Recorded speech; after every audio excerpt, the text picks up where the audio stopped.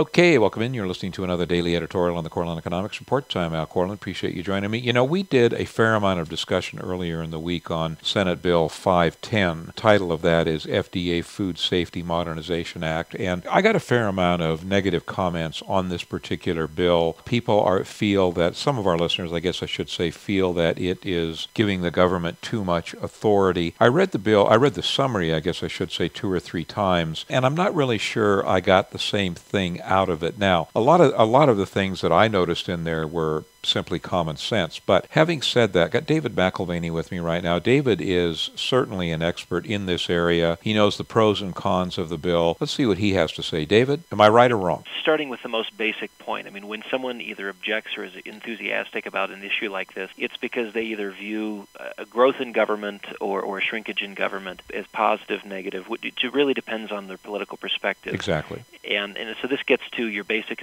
assumptions about human nature. Do you think that human nature is generally benign or in some instances malignant? And if you're going to create a new division which has between 4,200 by the time you get out to 2015, 5,000 new federal employees enforcing these standards, is that good or bad? And so you are dealing with the basic philosophical issue there.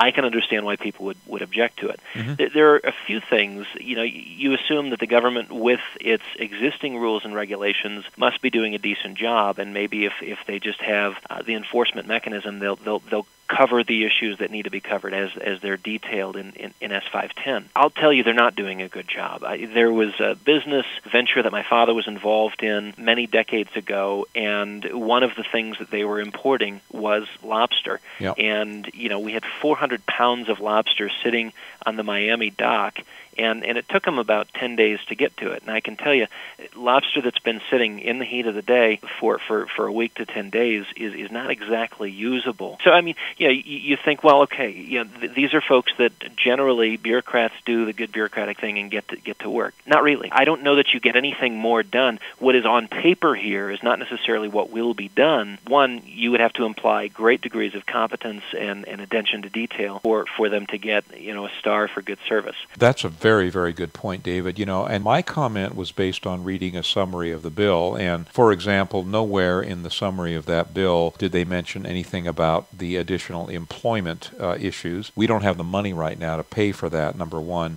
And number two, I erroneously, and I love to get Stan corrected because I'm a firm believer in we all learn from each other. And I just kind of erroneously assumed that they would be efficient in doing it. But as you very aptly brought out, I was wrong. There is nothing to say that the government would be efficient in doing this, is there? Well, there's a couple of other things as well. As you dig into the bill, the payment of these people is, they're wanting this to be as budget neutral as possible. Right. So you have fees that are assessed to the folks that are now being looked over, and to assume that that's not inflationary is, I think, a little bit misguided. If I, as a company, experience an increase in costs as I'm producing, say, cantaloupes, for instance, right, that cost is ultimately going to get passed on to the consumer. So you have consumer inflation tacked on. Of course, that's not written in the bill, but it's an unintended consequence. I'll tell you one thing, just to take the other side and say there are some positive things here. It was about 12 years ago, 15 years ago, I was on the board of a nonprofit in California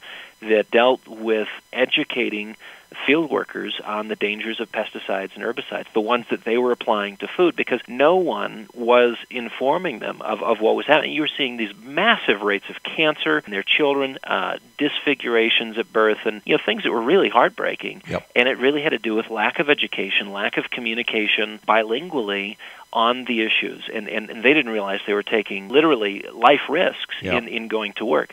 So I feel like there is an area where emphasis needs to be made, hazard needs to be acknowledged, education needs to be supported so that illness and disease is fought. But I don't know that foodborne illness, as it's described here, sort of an E. coli outbreak, sort of the instant recall mechanism, If you look at the number of lives that are impacted, I think we do a pretty decent job of that now. That's not to say that it's inconsequential for anyone who's been impacted by that. It's clearly of consequence. But to me, the issues of education, what we were trying to do with Ecolutions in making sure that people understood that the pesticides and herbicides they were applying, they needed to do it on days where the wind was in their favor. They needed to do that in a very healthy way, wearing the proper equipment, et cetera, et cetera. If there could be some support of that, I'd love to see it. I tend to see the growth of government as a very malignant thing. But on the other hand, I know that the heart of man and actually the greed of humanity, and that includes folks in the food business, will put bad stuff in front of us. Right. I would hope that the market would take care of that and that government would take care of that. I would hope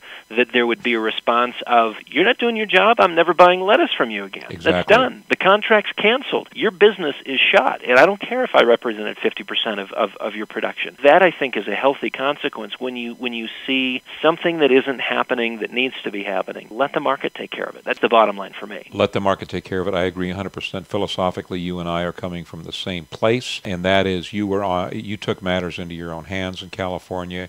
You were involved in a nonprofit. You provided the education. The federal government didn't. It was a great example of the market working. I've been doing stuff like that for 25 years, and you know what? We're of the same mind. David, thank you so much, my friend.